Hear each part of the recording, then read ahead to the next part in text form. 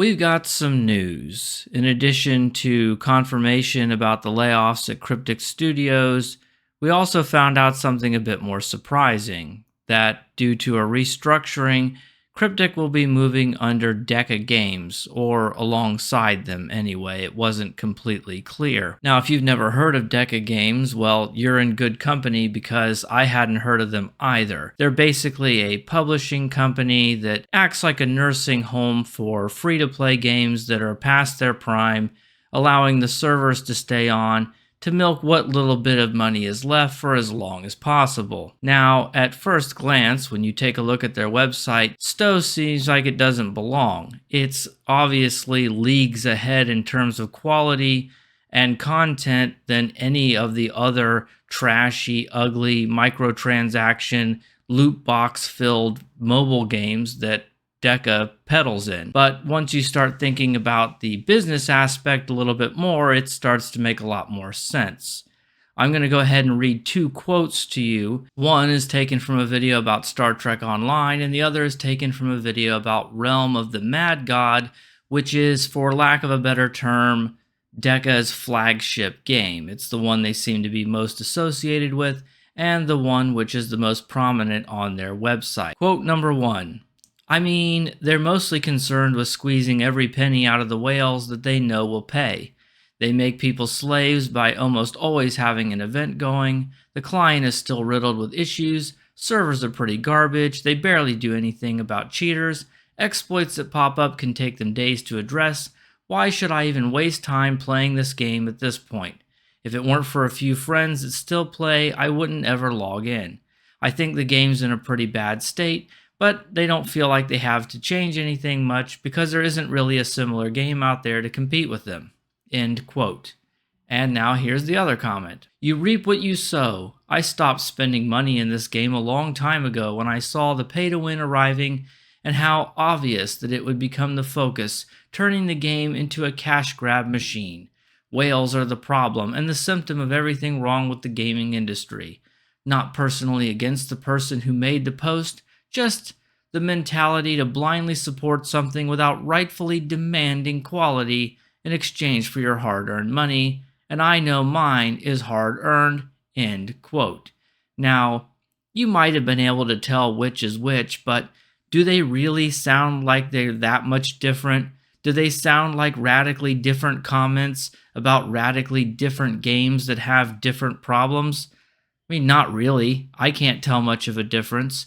You could argue that you can find comments like that raging against any game, but at the end of the day, Cryptic has been operating Star Trek Online like a scummy mobile app game for years now, at least when it comes to monetization, so it's really no surprise.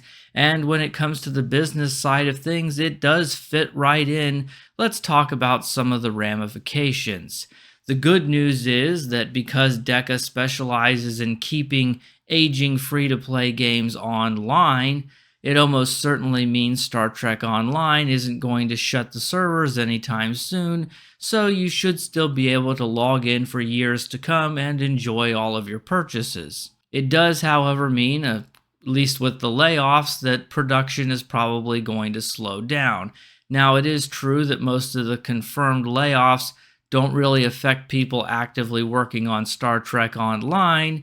Most of the senior people are open to work, and as soon as they get a better opportunity, or hell, any opportunity at all, they're probably going to jump ship. So even though they haven't been laid off yet, that doesn't mean they aren't going to leave. And since we've seen this pattern before, where the people with institutional knowledge about the game leave, and then the rest of the team isn't really able to do anything. They had someone who understood the DOF system leave, and then we stopped getting significant updates to that. The person who understood the squadron pets left, and then we stopped really getting any of those. So that pattern could repeat itself regardless of the layoffs. They're probably going to keep putting out gambling ships, since the game is mostly kept afloat by approximately 10,000 whales on an order of magnitude. Those are probably the players who are the most dedicated and have the greatest sunk cost fallacy, and probably won't stop spending anytime soon. After all, if you're a big Star Trek fan and a whale, there's no other game to spend your money on. If there were a more popular, really great game of Star Trek that everyone loved, I think they would be playing it, and so would I, and I would be doing videos about it. But as it stands, somehow Star Trek Online is still one of the best Star Trek games out there. Now, in terms of the question, should you still spend your money? Well, I can answer that question for myself. A year and a half ago, I posted a video explaining why I was going free to play because I just didn't feel like the game was worth my money at that time. So it certainly isn't worth my money going forward, but maybe you feel differently. I think if you're thinking about putting money into the game, you're probably still safe to do so, as you'll have access to your stuff for several more years at least. Now, don't quote me on that, it's no guarantee, but that does seem to be the direction that things are going, even if nothing new is added.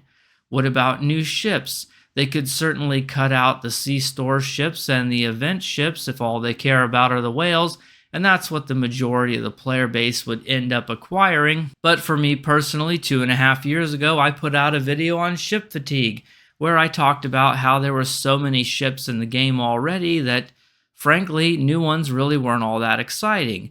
That doesn't mean there weren't any exciting new ships put out in the last 2.5 years, but I'm guessing if you're watching this video, chances are good you don't own all the ships you want, and your wish list includes ships that are currently in the game, and you'll still be able to chase those down or perhaps save up for them even if it does go into maintenance mode.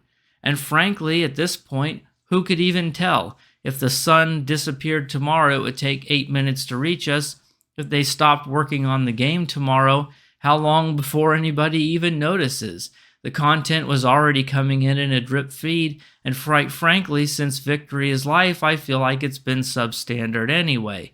So while the fundamentals of the game are still enjoyable, and I think we are still going to have access to it, it's still sad that people are being laid off. They are, after all, working professionals simply trying to provide for their family, and I wish them the best luck in landing on their feet. This is, of course, an ongoing story, so if more significant developments happen, I will go ahead and keep you updated. Thank you very much for watching. I'll see you guys in the next one. Bye for now.